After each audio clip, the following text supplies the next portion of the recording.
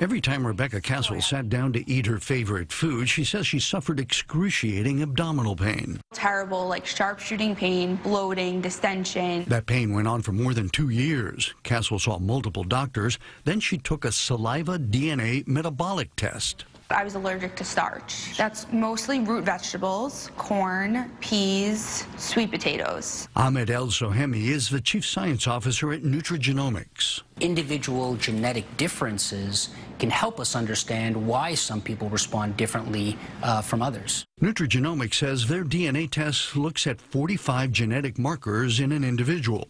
They make recommendations based on the patient's genetic profile, pointing out attributes like an elevated risk for low iron. We're talking about metabolic tests. They're genetic tests, but they affect the way that you metabolize various substances that you consume. DNA tests for diet and exercise just are not validated. There are very few of them that actually have data behind them. The Nutrigenomics website cites a number of stories in the lay press, but we could not find any scientific studies there that supported the company's claims. A recent Science Journal article said that a definite association between the genes usually examined in nutrigenomics testing and several diet-related diseases is lacking.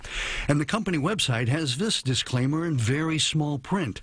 Nutrigenomics reports are for information purposes only and are not intended to be used as medical advice. Still, Castle said the test worked for her. I think it's worth it. You don't need your blood taken. You're literally just spitting into a test tube. Now, there is a kernel of science behind the interaction of nutrition and genetics, but the ability to use your own genome to predict how you will respond to specific nutrients, well, that science isn't there yet.